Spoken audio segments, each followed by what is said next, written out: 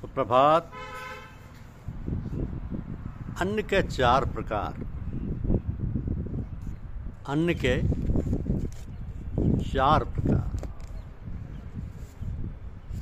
पहला भक्ष्य, जैसे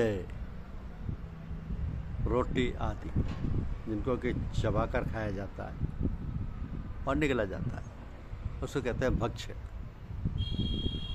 दूसरा है भोज्य, जिनको सिर्फ निगला जाता है, पिया जाता है, जिसको कह सकते हैं, जैसे दूध, शरबत, रस। तीसरा है लेय, जिसको चाटा जाता है, जैसे चटनी। और चौथा है चोष्य, यानी जिसको चूसा जाता है, जैसे ईख।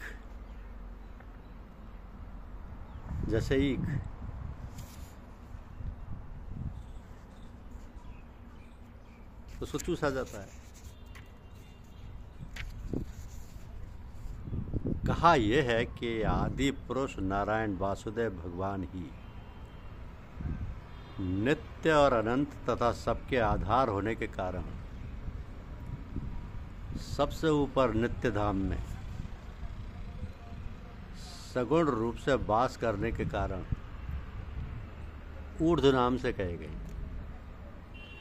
और वह मायापति सर्वशक्तिमान परमेश्वर ही इस संसार रूप वृक्ष के कारण है। इसलिए संसार वृक्ष को ऊर्ध्व मूल वाला भी कहते हैं। उस आदि पुरुष परमेश्वर से उत्पत्ति वाला होने के कारण तथा नित्य धाम से नीचे ब्रह्मलोक में वास करने के कारण हिरण्य गर्भ रूप ब्रह्मा को परमेश्वर की अपेक्षा अधिक कहा है। और वही इस संसार का विस्तार करने वाला होने से इसकी मुख्य शाखा है। इसलिए संसार वृक्ष को अध शाखा वाला कहते हैं। इस वृक्ष का मूल कारण परमात्मा अविनाशी है तथा अनादिकाल से इसकी परंपरा चली आती है। इसलिए संसार वृक्ष को अविनाशी भी कहते हैं। अब इस वृक्ष की शाखा रूप ब्रह्मा से प्रकट होने वाले और यज्ञादिक कर्मों के द्वारा इस संसार वृक्ष की रक्षा और बुद्धि वृद्धि करने वाले एवं शोभा को बढ़ाने वाले होने से वेद पत्ते कहे गए। तो भगवान के योग माया से उत्पन्न हुआ संसार क्षणभंगुर, नाशवान और दुख रूप है। इसके चिंतन को त्याग कर केवल परमेश्वर का ही नित्य निरंतर अनन्य प्रेम से चिंतन करना वेद के तात्पर्य को जानना है। शब्द, स्पर्श, रूप, रस और गंध, ये पांचों स्थूल देह और इंद्रियों की अपेक्षा सूक्ष्म होने के कारण उन शाखाओं की कोपलों के रूप में कहे गए। मुख्य शाखा रूप ब्रह्मा से संपूर्ण लोकों के सहित देव, मनुष्य और त्र्यक आदि योनियों की उत्पत्ति और विस्तार हुआ है। इसलिए उनके यहाँ शाखाओं के रूप में वर्णन किया गया है। अहंता, ममता और वासना रूप मूलों को केवल मनुष्य योनि में कर्मों के अनुसार बांधने वाली कहने के कारण यह है कि अन्य सब योनियों में तो केवल पूर्ववत कर्मों का फल भोगने का ही अधिकार है और मनुष्य योनि में नवीन कर्मों के करने का भी अधिकार है। तो इस संसार का जैसा स्वरूप शास्त्रों में वर्णन किया गया है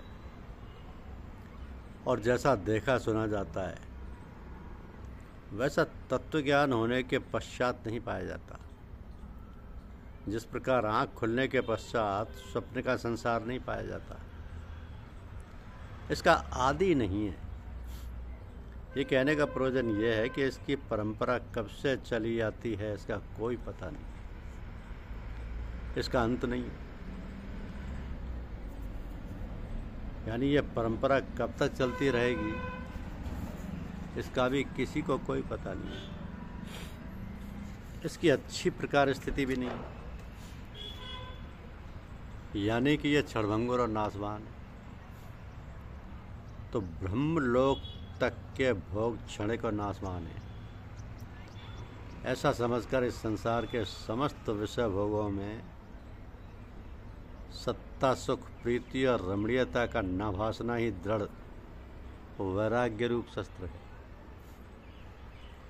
स्थावर जंगम रूप यवन मात्र संसार के चिंतन का तथा अनादिकाल से अज्ञान के द्वारा दृढ़ हुई अहंता, ममता और वासना रूप मूलों का त्याग करना ही संसार वृक्ष का अवान्तर मूलों के सहित काटना है।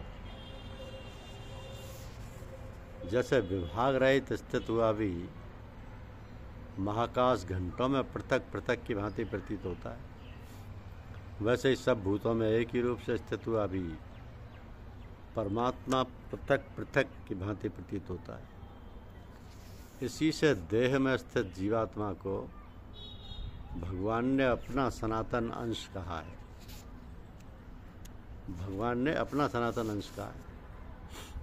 और जो विचार के द्वारा बुद्धि में रहने वाले संशय, विपर्य आदि दोषों को हटाने का नाम अपोहन है। सर्व वेदों का तात्पर्य परमेश्वर को जानने का है, इसलिए सब वेदों द्वारा जानने योग्य एक परमेश्वर ही है, एक परमेश्वर ही है। क्षेत्र और क्षेत्रज्ञ के नाम से जो कहे गए हैं, उन्हीं दोनों का यहाँ क्षर और अक्षर के नाम से भी वर्णन किया गया है, किया जाता है। तो जिस प्रकार अन्न का जो इस्तेमाल किया जाता है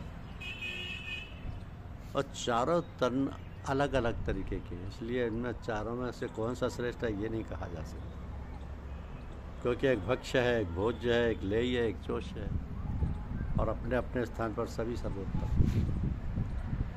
धन्यवाद। यूट्यूब चैनल को लाइक और सब्सक्राइब अवश्य कीजिए। शुक्रिया।